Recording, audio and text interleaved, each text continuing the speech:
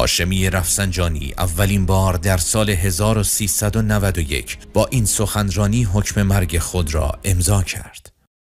شما گفتید دانشگاه رو گفتید، من قبول دارم همین لحظه. اخلاق و فرهنگ و اینها رو گفتید.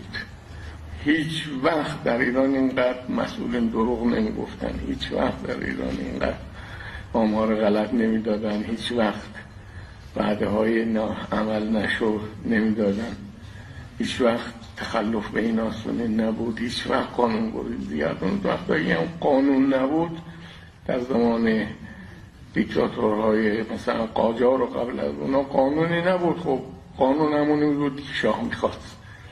همون موقع باز یه چیزایی بود، یه رسومی، یه آدابی، یه سننی وجود داشت، با اونا پایبند بودن. اما اینا به هیچ پایبند نیستن، هر جو دلشون میخواد.